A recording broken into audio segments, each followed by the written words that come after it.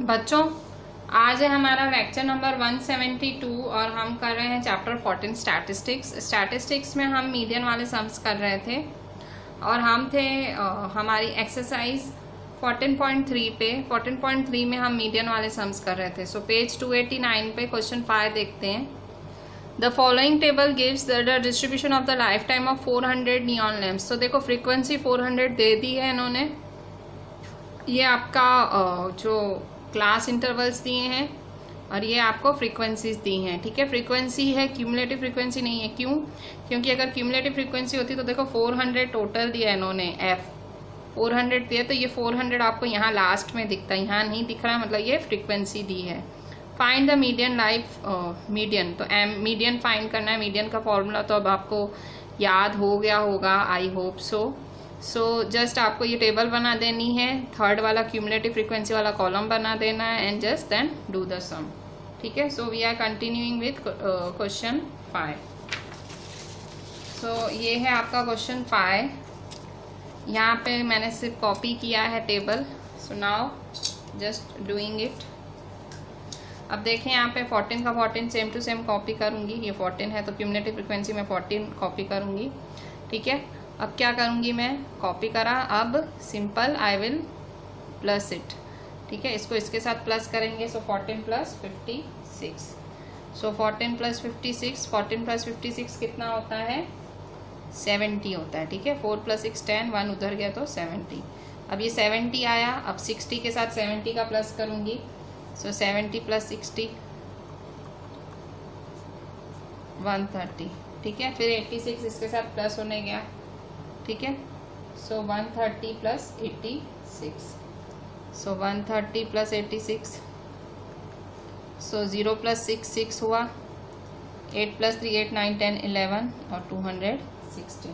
ठीक है, फिर से 216 को 74 प्लस 74 क्या कर रहे हैं, सिंपली ऐड कर रहे हैं। यहाँ देखो, इसको देखो यहाँ पे इसके साथ इसको ऐड किया, सो ये मिला आपको। ठीक है, इसके साथ इसको ऐड किया तो ये मिला आपको, इसके साथ इसको ऐड किया तो ये मिला, इसके साथ इसको किया तो अब जो मिलेगा। सो 216 और 74 प्लस करेंगे तो 290 मिला आपको।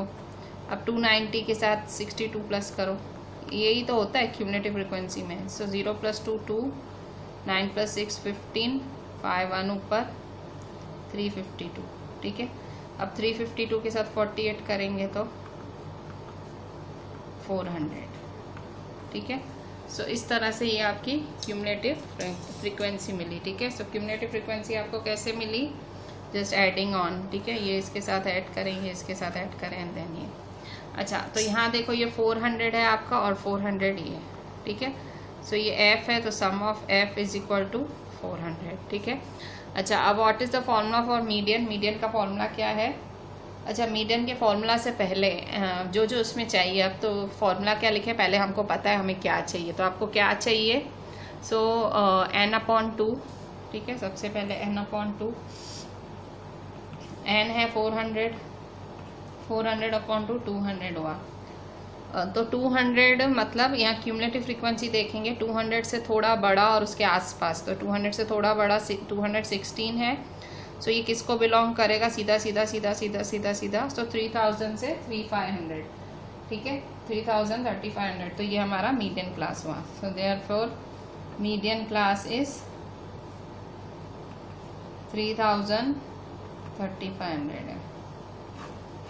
ठीक है, मीडियन क्लास 3000 3500 है। तो अब क्या हुआ, ये मीडियन क्लास है तो इसकी लोअर लिमिट क्या हुई? 3000। ठीक है, सो लोअर लिमिट है 3000। ठीक है, और इसकी फ्रीक्वेंसी क्या होगी? इसकी फ्रीक्वेंसी होगी 86, तो फ्रीक्वेंसी हुई 86। और क्यूमुलेटिव फ्रीक्वेंसी उसकी ऊपर वाली 130।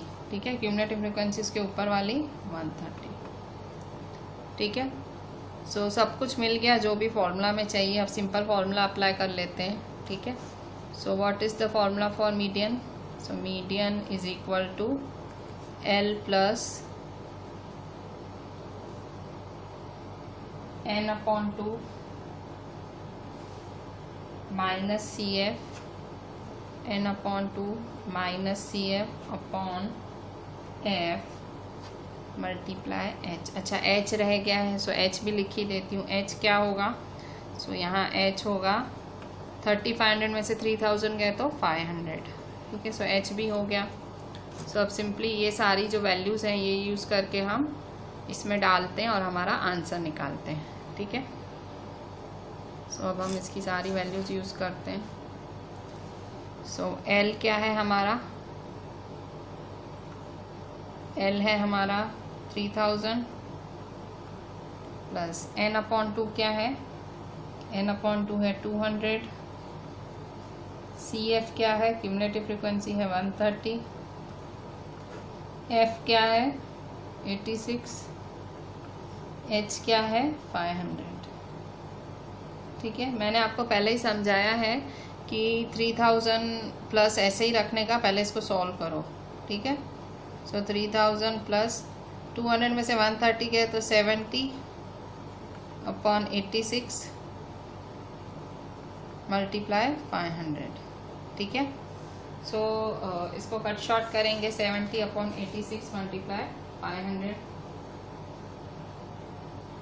कट शॉर्ट करें, 2 4 जा 2 3 जा 2 2 जा 2 5 जा 0 का 0, ठीक है। सो 3000 प्लस 70 250 अपॉन 43, ठीक है। अच्छा अब हम क्या करेंगे, मीडियन है 3000, 25 7 जा करेंगे मल्टीप्लाई, सो 25 7 जा 175 और 1 2 2 0 डिवाइड 43, 3000 प्लस 43 को डिवाइड करो 175 से, मैं करके देखती हूँ 43 को 175 से डिवाइड, ठीक है। सो 43 175 100, ठीक है। सो 43 की टेबल में, सो 43 175 कब आएगा, सो 43 का ट्राई करते हैं। 43 की टेबल में 43 3 जा देखते हैं, 3 3 जा 9, 3 4 जा 12, 43 4 जा 4 3 जा 12, 4 4 जा 16 17, सो 43 4 जा 172, 5 में से 2 गया 3, 0 नीचे उतारा। अब देखो 43 है 30 है तो ये 0 है, सो ये 0 का 0 ऊपर जाएगा और ये 0। 43 की टेबल में 300 कब आएगा, सो 43 की टेबल में 300, सो 43 5 जा 5 3 जा 15, 5 4 जा 20 21, 43 6 जा 6 3 जा 18, 6 4 जा 24 25,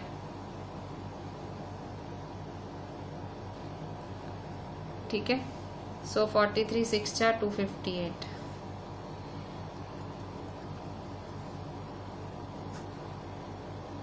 ठीक है। 10 में से 8 गए 2, 9 में से 5 गए 4, ठीक है। 0, सो 42 मिला आपको, ठीक है। सो अब देखो 43 तो 42 से जाएगा नहीं, पॉइंट लगा दो 0। 43 की टेबल में 420 कब मिलेगा, तो ऑब्वियसली 43 9 जा, सो 43 9 जा 9 3 जा 27, 9 4 जा 36 38, सो 387, ठीक है। सो 43 9 जा 387, 10 में से 7 गया 3 1 11 यहाँ आया 3, 33 फिर से 0 लगाया। 43 की टेबल में 330 कब आएगा, सो 43 7 जा 7 3 जा 21, 7 4 जा 28 29 30, 43 7 जा, सो 406.97, ठीक है। सो आपने डिवाइड किया तो क्या आया आंसर, 406.97। अभी प्लस करें 3000 प्लस 406.97, 3000 प्लस 406.97,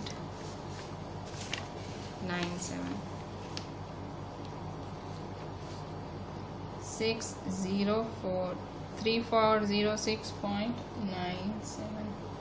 अगर आप सपोज उसको तीसरी डिजिट तक भी ले जाते तो शायद फिर ये एक बढ़ जाता, ठीक है।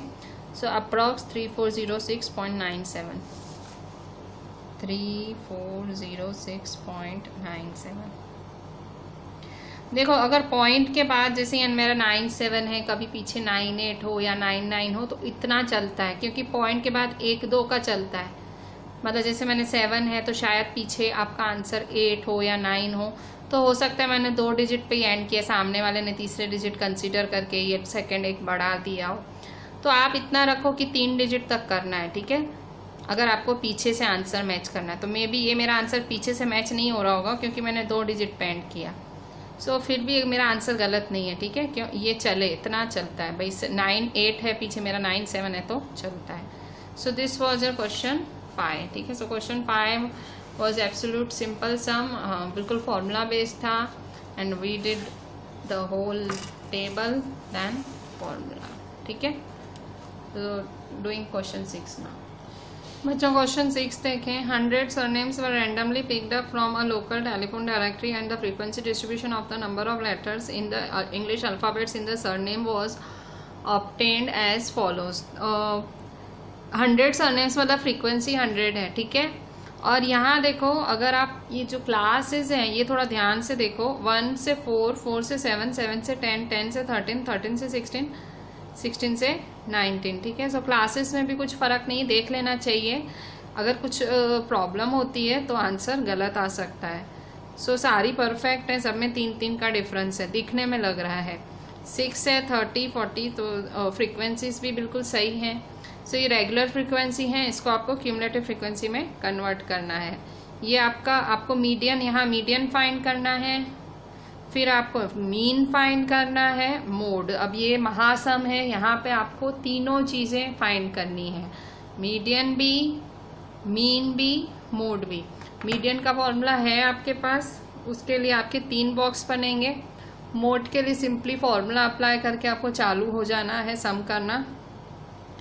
और मीन के लिए मैं सजेस्ट करूँगी आप यहाँ पे वो जो है डायरेक्ट मेथड करना, ठीक है। सो मैं आपको इसमें मीन और मोड होमवर्क देती हूँ, सॉरी मोड और मीडियन आप होमवर्क करना, मैं मीन करवा देती हूँ आपको। क्वेश्चन 6 का मीन मैं आपको कराती हूँ, क्योंकि देखो इसमें 3 चीज़ें पूछी हैं, 3 चीज़ें पूछी हैं। देखो मोड भी फाइंड करना है, मीन भी फाइंड करना है और मीडियन भी फाइंड करना है, ठीक है। 3 चीज़ें करनी है। सो मैं आपको मोड और मीडियन होमवर्क देती हूँ, ठीक है। मीन और मोड होमवर्क करना और मीन मैं करती हूँ, ठीक है। मोड और मीडियन होमवर्क। बच्चों मीन के लिए पहले क्या स्टार्ट लेंगे। मीन के लिए देखो मैंने ये क्लास इंटरवल का टेबल, क्लास इंटरवल का कॉलम और फ्रीक्वेंसी का कॉलम जो टेक्स्ट बुक में से कॉपी करके बना लिया है। अब मीन के लिए मैं FI वाला डायरेक्ट मेथड यूज़ कर रही हूँ, तो XI तो वैसे भी चाहिए ही चाहिए, ठीक है। सो क्लास मार्क कैसे फाइंड करेंगे, upper limit plus lower limit upon 2। सो 1 + 4 अपॉन 2, 1 + 4 अपॉन 2, इसका मतलब क्या हुआ 5 अपॉन 2। 5 अपॉन 2 क्या होता है 2.5। फिर 4 + 7 अपॉन 2, 4 + 7 क्या होगा 11 अपॉन 2। सो 11 अपॉन 2 क्या होता है 5.5, ठीक है। फिर 7 + 10 अपॉन 2, 7 + 10 क्या होगा 17 अपॉन 2, 17 अपॉन 2 क्या होगा 8.5, ठीक है। फिर 10 + 13 अपॉन 2, सो क्या होगा 23 अपॉन 2। सो 2 1 जा 2, 2 1 जा 2, 11.5। 13 + 16 अपॉन 2, सो 29 अपॉन 2, 2 1 जा 2, 2 4 जा 8, 2 5 जा 10। 16 + 19 अपॉन 2,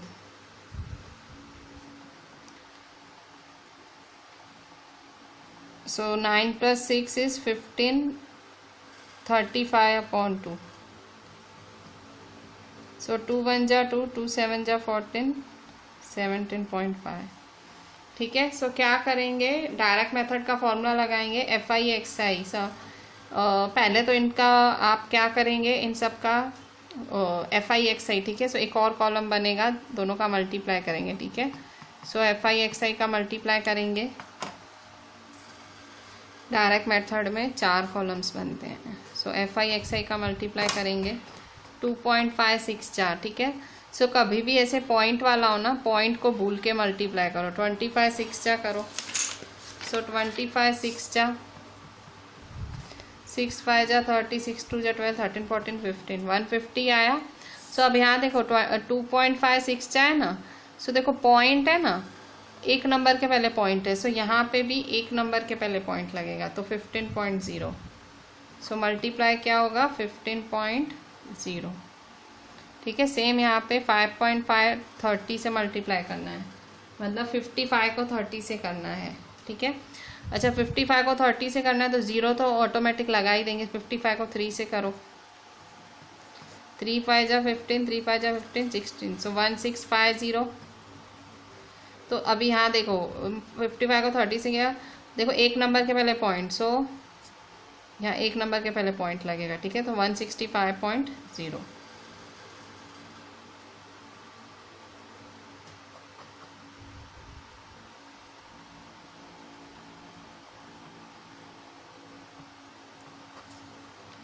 अच्छा अब यहाँ देखो 8.540 जा, मतलब 85 4 जा करेंगे। सो 85 4 जा 4 5 जा 20, 4 8 जा 32, 34। सो 340 है, एक और ज़ीरो लगाएंगे 3400 होगा। ठीक है, क्योंकि एक और ज़ीरो है तो 3400। तो एक नंबर के पहले पॉइंट है, सो यहाँ पॉइंट लगेगा। 11.5 16 जा। ठीक है, पॉइंट हटाओ, 100 15 16 जा।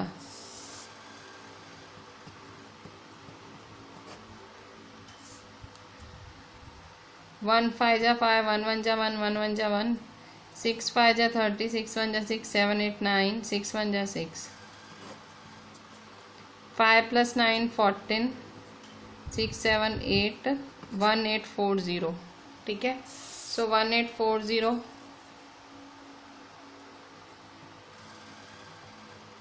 एक नंबर के पहले पॉइंट 145 4 जा करेंगे। ठीक है, 145 4 जा 4 5 जा 20, 4 4 जा 16 17 18, 4 1 जा 4 5 580 580।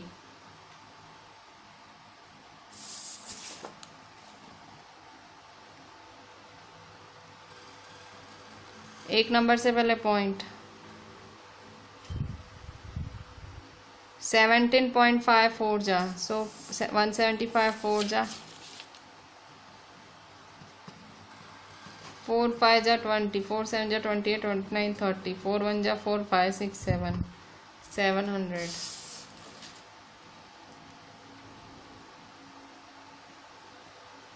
ठीक है, एक नंबर के पहले पॉइंट। अब क्या करेंगे, सबका प्लस कर दो। सबका प्लस वाला सम ऑफ FI/XI का। सो सम ऑफ FI/XI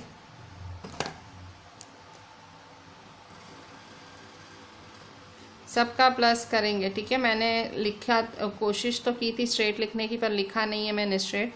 देखो 0.0 की कोई वैल्यू नहीं है, कोई सेंस नहीं, पॉइंट के बाद 0 है। सो देखो डेसिमल के बाद सब में 0 है, तो सिंपली मेरे को 15 + 165 + 340 + 184 + 58 + 70 का प्लस करना है। तो बच्चों यहाँ देखो मैंने लाइन से लिख दिया है जो मुझे प्लस करना है। ये सारा वाला जो मुझे प्लस करना है ये मैंने ऐसे लाइन से लिख दिया है। देखो इसका सीक्वेंस भी मायने रखता है, छोटी छोटी चीज़ प्लस माइनस में बहुत ही मायने रखती है। देखो 1s 10s 100, तो देखो इस तरह से 15 लिखा है, 165। काफ़ी लोग इसमें भी मिस्टेक करते हैं और बहुत बड़ी मिस्टेक होती है। फिर देखो 5 + 5 10, 10 + 8 18, 18 + 4 22। सो 2 इधर, 2 ऊपर, 7 और 5 12, 12 8 20, 6 + 4 30, 31 33, 3 4 5 6 7 8, सो 832। ठीक है, सो 832 हुआ मेरा एडिशन यहाँ। सो बस अभी तो डायरेक्ट का फॉर्मूला, मीन का फॉर्मूला। सो क्या है formula? x bar is equal to sum of fi xi upon sum of fi। ठीक है, सो ये सम ऑफ fi कितना है? सम ऑफ fi क्वेश्चन में दिया हुआ है 100 दिया हुआ है। सो 100 मैं अभी काउंट किए बिना 100 लिखी देती हूँ। क्वेश्चन में दिया हुआ है, मैं काउंट करूँगी तो मेरे ख्याल से 30 40 देखो 70 76 80।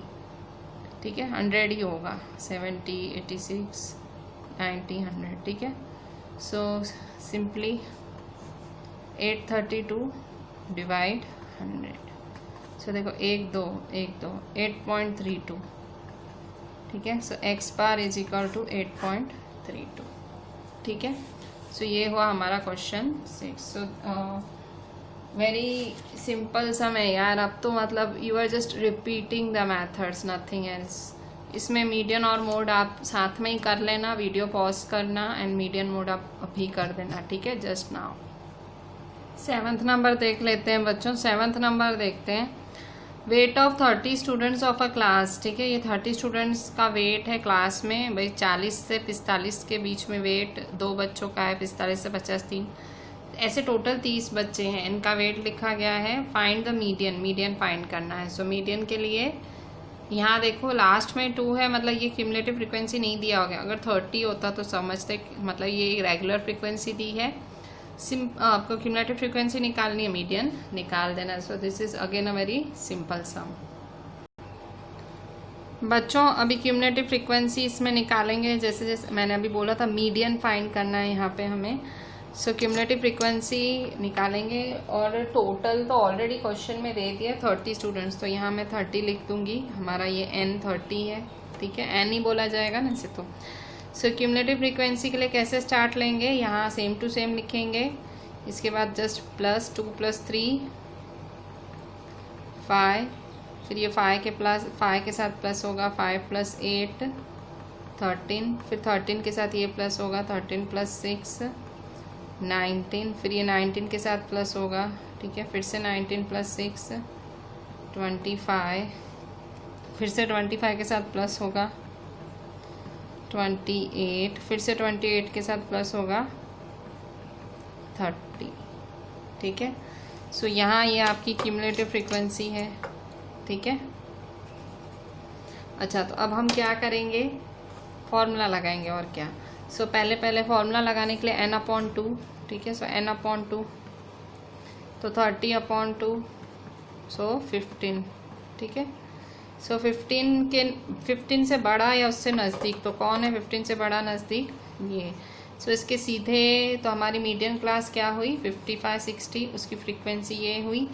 और क्यूमुलेटिव फ्रीक्वेंसी क्या होगी? उसके ऊपर वाली। ठीक है, सो मीडियन क्लास मतलब 15, ये जो हमने n/2 निकाला ना 15, उससे थोड़ा बड़ा और उसके नज़दीक। सो 19 है, सो 19 का मीडियन क्लास है 55 60। अच्छा, इसकी फ्रीक्वेंसी क्या होगी? 6 होगी। ठीक है, फ्रीक्वेंसी 6 है इसकी। सो क्यूमुलेटिव फ्रीक्वेंसी क्या होगी? 13। क्यूमुलेटिव फ्रीक्वेंसी है 13। ठीक है, अच्छा अब हम क्या करेंगे? इसकी क्यूमुलेटिव फ्रीक्वेंसी आ गई, सिंपल। अब तो फॉर्मूला ही अप्लाई करना। हाँ, h क्या होगा? सो h 60 में से 55 5। ठीक है, सो बस फॉर्मूला लगा दो मीडियन का। So median is equal to L + n/2 -CF/F × h। ठीक है, L क्या है मेरा? सो यहाँ L मैंने लिखा ही नहीं है। L है ये 55। सो 55 + n/2 क्या है 15, क्यूमुलेटिव फ्रीक्वेंसी है 13, f क्या है 6, h क्या है 5। ठीक है, सो 55 प्लस 15 में से 13 गए 2/6 इंटू 5, 2 1 जा 2 3 जा, सो 55 प्लस 1 5 जा 5/3, 5/3 सॉल्व करेंगे, 5 में से 3 गए 2.0, 3 6 जा 18, 2 0, 3 6 जा 18, 2 0, सो 1.666 मतलब 1.67 हुआ। मैंने आपको कहा था ना, अगर 3 डिजिट तक जा रहे हो तो 2 डिजिट पे एंड करना है, सो तीसरा डिजिट 5 से बड़ा हो तो ये ऑटोमेटिक 1 बढ़ जाता है, सो 1.67, सो 55 प्लस 1.67। ठीक है, सो 55 प्लस करो 1.67, सो 56.67।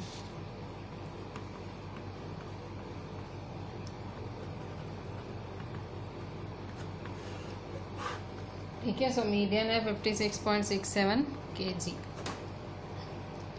So this was your median, a very very simple सम। ठीक है बच्चों, मीन के 2 तरह के मेथड किए, डायरेक्ट किया, अज्यूम मीन किया, इसके बाद मोड सीखा। ठीक है, सो मोड में तो टेबुलर फॉर्म था ही नहीं, सिंपली फॉर्मूला अप्लाई करना था। मीडियन में हमें एक क्यूमुलेटिव फ्रीक्वेंसी का ध्यान रखना था और फिर फॉर्मूला अप्लाई करनी थी। ठीक है, सो फाइनली हम लास्ट टॉपिक है इस चैप्टर के, and the topic is graphical representation of cumulative frequency distribution. 9th standard में आप लोग अलग अलग ग्राफ पढ़ के आए हो ऑलरेडी। आप लोगों ने हिस्टोग्राम देखा, मैंने आपको सिखाया था अगर आपको अच्छे से याद हो। सो हिस्टोग्राम हमने सीखा था, बार ग्राफ सीखा था, फ्रीक्वेंसी पॉलीगॉन सीखा था। ठीक है, तो अब हम ये क्यूमुलेटिव फ्रीक्वेंसी डिस्ट्रीब्यूशन को ग्राफिकली दिखाएंगे। ठीक है, मतलब आप बोल सकते हो कि मीडियन के लिए हम मीडियन के क्यूमुलेटिव फ्रीक्वेंसी डिस्ट्रीब्यूशन, मतलब एग्जैक्टली मीडियन नहीं, हमने मीडियन अभी किया। मीडियन में क्या चीज़ आई थी, क्यूमुलेटिव फ्रीक्वेंसी डिस्ट्रीब्यूशन। सो हम क्यूमुलेटिव फ्रीक्वेंसी डिस्ट्रीब्यूशन के लिए अब ग्राफ बनाएंगे। ठीक है, सो ग्राफ का नाम क्या है, तो ग्राफ का नाम होगा ओजाइव। क्या है ग्राफ का नाम, अगर मैं आपको कहूँगी, जैसे देखो हिस्टोग्राम का नाम हिस्टोग्राम होता है, बार ग्राफ का नाम बार ग्राफ, तो ये जो क्यूमुलेटिव फ्रीक्वेंसी डिस्ट्रीब्यूशन वाले ग्राफ हैं इनका नाम क्या है, ओजाइव। ठीक है, ओजाइव। हम अभी ओजाइव ग्राफ सीखेंगे, ओजाइव। सो ओजाइव ग्राफ 2 तरह के होते हैं। ओजाइव ग्राफ कितने तरह के होते हैं, 2 तरह के। सो ओजाइव 2 तरह के ग्राफ होते हैं, ये ग्राफ्स होते हैं और 2 तरह के। सो एक होता है लेस देन ओजाइव और एक होता है मोर देन ओजाइव। ठीक है, एक होता है लेस देन ओजाइव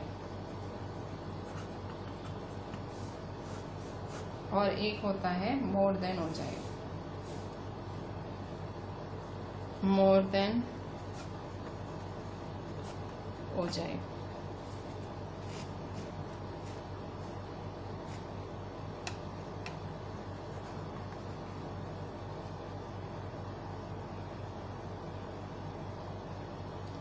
ठीक है, तो ये जो ग्राफ है लेस देन और मोर देन। ठीक है, सो लेस देन ओजाइव में क्या है, लेस देन ओजाइव में हमेशा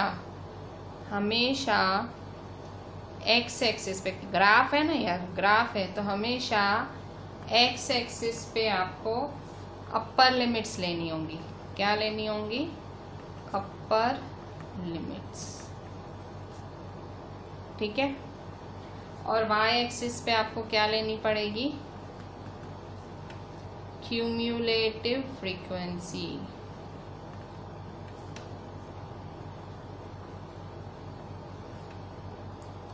ठीक है, एक्स एक्सिस और वाई एक्सिस। ठीक है, अच्छा ग्राफ कैसे बनाएंगे आप, सो दिस इज, इस तरह से ग्राफ है, कैसे बनाएंगे, इस तरह से। ठीक है। तो ये क्या हुआ आपका लेस देन ओजाइव।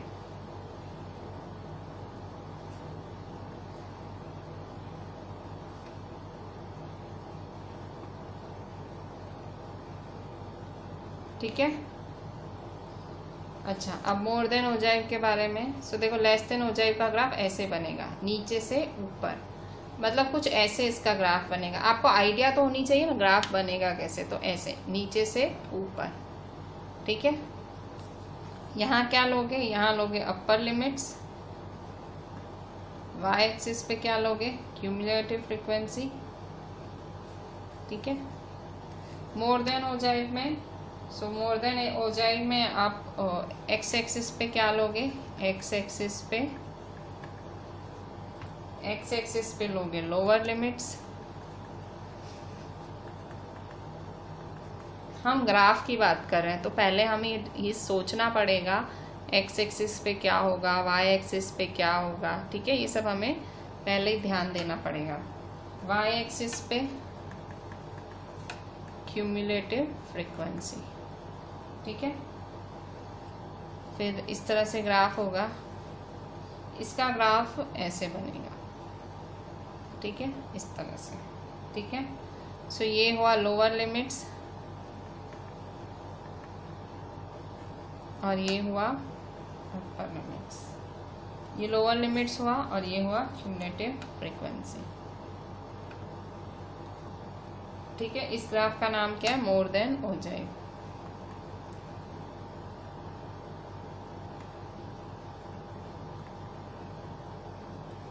ठीक है, मोर देन ओजाइव। अच्छा, तो यहाँ पे this is less than, this is more than, x axis पे अपर लिमिट्स। अभी यहाँ देखो, आप सोचोगे कि अपर लिमिट्स जो है लोअर लिमिट्स का क्या है। सो देखो, जहाँ अपर लिमिट्स है क्यूमुलेटिव फ्रीक्वेंसी सीख के आए हो ना अभी अभी, जो मीडियन में क्यूमुलेटिव फ्रीक्वेंसी सीखी है, यहाँ वही क्यूमुलेटिव फ्रीक्वेंसी अप्लाई करोगे। पर इसकी जो क्यूमुलेटिव फ्रीक्वेंसी है ना वो थोड़ी सी डिफरेंट होगी। More than type ogive graph है ना, इसकी क्यूमुलेटिव फ्रीक्वेंसी डिफरेंट होगी। अभी मैं भी थोड़ा सा कंफ्यूजिंग लग रहा होगा जो मैं बोल रही हूँ, आप सोच रहे होंगे कि क्या क्या बोल रही है मैडम। तो देखो, मैंने इतना तो आपको क्लियर बोल दिया कि हमें क्यूमुलेटिव फ्रीक्वेंसी डिस्ट्रीब्यूशन के ग्राफ बनाने हैं जिनका नाम ओजाइव होता है। ओजाइव के ग्राफ दो होते हैं, लेस देन ओजाइव ग्राफ होता है और मोर देन ओजाइव। आपको क्वेश्चन में यही दिया होगा कि draw less than ogive graph, draw more than ogive graph, और उन्होंने आपको क्लास दे दिया होगा और फ्रीक्वेंसीज दे दी होंगी। सो ये x axis upper limits, y axis cumulative frequency. Upper limit तो ऑब्वियसली उन्होंने आपको क्लास दी हुई है, तो हर क्लास की अपर लिमिट वो आपकी एक्स एक्सिस होगी। वाई एक्सिस क्यूमुलेटिव फ्रीक्वेंसी अभी अभी सीख के आए हो, अगर दे दी है क्वेश्चन में पहले से ही तो ठीक है, नहीं दी है तो आपको फाइंड करना आता है, मैंने जस्ट अभी अभी सिखाया था आपको। मोर देन में एक्स एक्सिस पे लोअर लिमिट लेनी है, वाई एक्सिस पे क्यूमुलेटिव फ्रीक्वेंसी कुछ अलग सीखनी है। अब आप कहोगे मैम डिफरेंट क्यों, तो देखो दो अलग ग्राफ हैं, ये ऊपर जा रहा है ये नीचे, तो कुछ तो डिफरेंट होगा ना। अपर लिमिट के सामने ये, तो लोअर लिमिट के सामने कुछ तो अलग होगा ना। सो वही हमें अलग, तो ये वाला जब आएगा तो मैं आपको सम में सिखाऊंगी कि मोर देन की क्यूमुलेटिव फ्रीक्वेंसी कैसे निकाली जाती है। ठीक है, तो आपके दिमाग में क्लियर आ गया हमें अभी क्या सीखना है, ओजाइव के ग्राफ। ठीक है। सो ये जो मैंने आपको डिफरेंस बताया है, ये डिफरेंस आप एटलीस्ट 2 टाइम और लिखना। ठीक है, 1 टाइम तो ये मेरा जो देख रहे हो, क्योंकि ये पूरी एक्सरसाइज के लिए ये चीज़ आपके दिमाग में फिट होनी ज़रूरी है। सो राइट इट 2 more टाइम्स कि आपके दिमाग में आए। बच्चों, हम डायरेक्ट एक्सरसाइज 14.4 पे आ गए हैं। मैंने एक एग्जाम्पल 9 फिलहाल स्किप किया है, वो पर लेना ज़रूरी है, वो मैं लास्ट में लूँगी। ठीक है, फिलहाल ये एक्सरसाइज 14.4 का क्वेश्चन 1 क्वेश्चन 2 ईजी है, सो मैं पहले वो करा लेती हूँ। क्वेश्चन 1 है, the following distribution gives the daily income of 50 workers of a factory. 50 मतलब n 50 हुआ, डेली इनकम 100, 120, ये सारी क्लास दी हुई है और ये सारी फ्रीक्वेंसीज दी हुई हैं। Convert the distribution above to a less than type cumulative frequency distribution. Convert करो इसको less than type frequency distribution में और इसका ओजिव बनाओ। मतलब हमें कौन सा ओजिव बनाना है? लेस देन टाइप ओजिव बनाना है। सो लेस देन टाइप ओजिव में हमें क्यूमुलेटिव फ्रीक्वेंसी लगेगी। क्यूमुलेटिव फ्रीक्वेंसी हमने सीखी थी मीडियन में निकालना। क्यूमुलेटिव फ्रीक्वेंसी लगेगी और लेस देन टाइप है और हमें अपर लिमिट्स चाहिए। ये सारे अपर लिमिट्स वो तो रेडीमेड हैं, क्यूमुलेटिव फ्रीक्वेंसी निकालनी है। इसने कहा है convert the distribution about to a less than type. Less than type मतलब कि भाई इसको लेस देन में लिखो। तो देखो जैसे 100 120 है तो क्या लिखोगे? Less than 120। 120 140 है तो लेस देन 140। ऐसा क्यों कर रहे हैं हम मैडम? क्योंकि यहाँ हमें ग्राफ ड्रॉ करना है, ठीक है। सो ग्राफ के लिए उसने हमें इसको कन्वर्ट करने बोला है लेस देन में। सो सिंपली 100 से 120 मतलब लेस देन 120, ठीक है। मतलब यहाँ पे जो भी 100 से 120 less than 120, less than 140, less than 160, less than 180, less than 200, ठीक है। और यहाँ ये क्यूमुलेटिव फ्रीक्वेंसीज हम निकालेंगे, ठीक है। ये निकालेंगे, इसके बाद हमें एक्स और वाई मिल जाएगा। इसके बाद हम बनाएंगे ओजिव, ठीक है बच्चों। तो देखो यहाँ सिर्फ मैंने अभी तक क्वेश्चन ही लिखा है। ये जो क्वेश्चन मैंने आपको अभी बुक में दिखा है वो मैंने लिखा है, ठीक है। अब इस क्वेश्चन को देख के मुझे ग्राफ की तैयारी करनी है। ग्राफ की तैयारी के लिए मुझे ऐसा ही एक टेबल बनाना पड़ेगा जिसमें मैंने लेस देन 120, लेस देन 140 लिखना पड़ेगा और क्यूमुलेटिव फ्रीक्वेंसी बनानी पड़ेगी, ठीक है। सो फिर से मैं 2 कॉलम ड्रॉ करती हूँ बच्चों। तो देखो मैं आंसर अभी लिखूंगी। सो यहाँ मुझे कौन सा ग्राफ बनाना है? मैं लेस देन ओजिव बनाना चाहती हूँ, less than type ओजिव graph. So less than ओजिव के लिए यहाँ 100 120 है, सो लेस देन 120, फिर less than 140, less than 160, less than 180 और लेस देन 200, ठीक है। अच्छा अब क्या करेंगे? ये फ्रीक्वेंसी 12 से चालू करेंगे। सो 12 तो सेम टू सेम लिखेंगे, क्यूमुलेटिव फ्रीक्वेंसी है, ठीक है। दूसरा कॉलम किसका बना रहा है? क्यूमुलेटिव फ्रीक्वेंसी, ठीक है।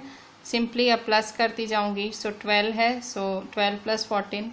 वैसे साथ में लिखती हूँ तो अभी मैंने डायरेक्ट यहाँ से ही लिख लेती हूँ, ठीक है। 12 + 14, सो 12 + 14 कितना होगा? 26। फिर 26 प्लस यहाँ पे 26 + 8, ठीक है। ऐसे करते थे ना हम, याद है आपको? ये सेम टू सेम लिखा। फिर 14 + 12 26, फिर 8 + 26 करेंगे। सो 8 + 26 34, ठीक है। फिर 34 + 6 34 + 6 40, फिर 40 + 10, ठीक है। 40 + 10 50।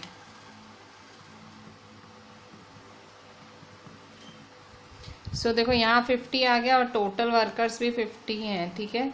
सो मतलब आपका जो ये 50 आ गया। सो अब आप लेस देन टाइप। सो हमें अगर लेस देन ओजिव बनाना है तो मैंने आपको समझाया था लेस देन ओजिव में क्या देखना पड़ता है। लेस देन ओजिव में हमें एक्स एक्सिस पे अपर लिमिट्स चाहिए और वाई एक्सिस पे क्यूमुलेटिव फ्रीक्वेंसी चाहिए, ठीक है। सो अब मैं पॉइंट्स में लिख दूंगी ताकि मुझे प्लॉटिंग में आसानी रहे, ठीक है। सो मैं पॉइंट्स लिख देती हूँ यहाँ पे। सो देखो 120 के सामने अपर लिमिट है ना, सो 120 के सामने 12, 140 के सामने 26, 160 के सामने 34, 180 के सामने 40 और 200 के सामने 50। तो ये इन पॉइंट्स के लिए मुझे ग्राफ प्लॉट करना है, ठीक है। एक्स एक्सिस पे अपर लिमिट्स और वाई एक्सिस पे क्यूमुलेटिव फ्रीक्वेंसी। फिर हो जाएगा मेरा लेस देन टाइप ओजिव ग्राफ तैयार जो मुझे चाहिए, ठीक है।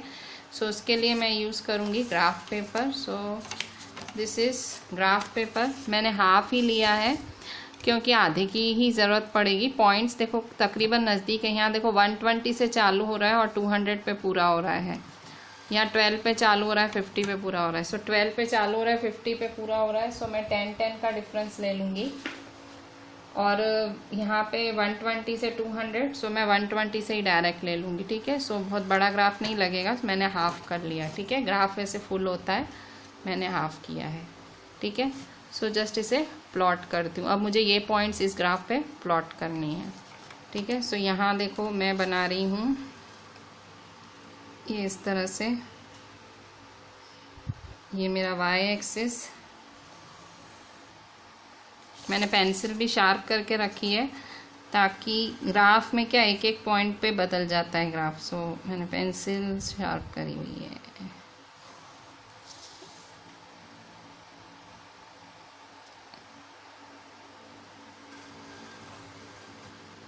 ठीक है।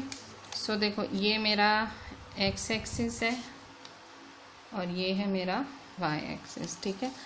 x एक्सिस पे मुझे अपर लिमिट्स लेनी है और y एक्सिस पे मुझे क्यूमुलेटिव फ्रीक्वेंसी लेनी है CF,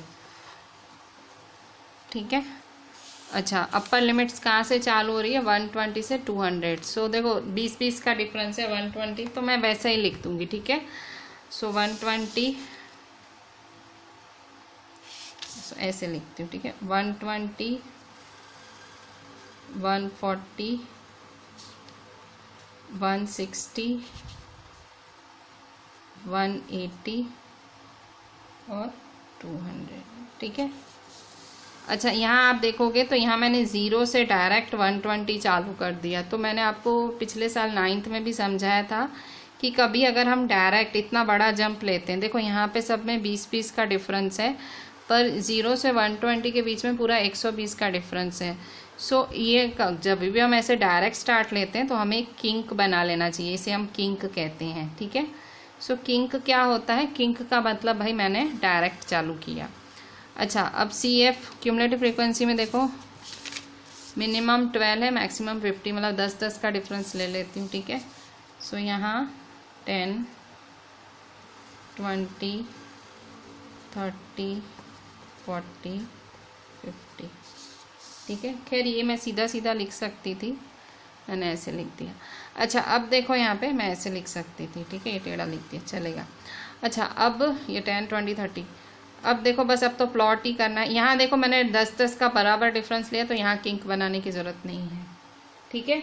अच्छा, अब क्या करूँगी? बस अब तो प्लॉट ही करना है। 120 के सामने 12 करना है। सो 120 के सामने 12, 120 के सामने 12 है, ये 120 और 12 कहाँ आया? सो 120 के सामने 12,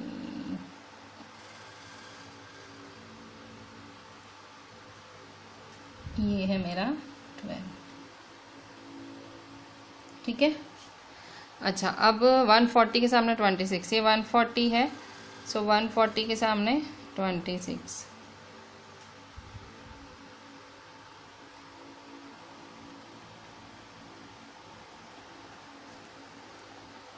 वन 160 के सामने 34, 160 के सामने 34,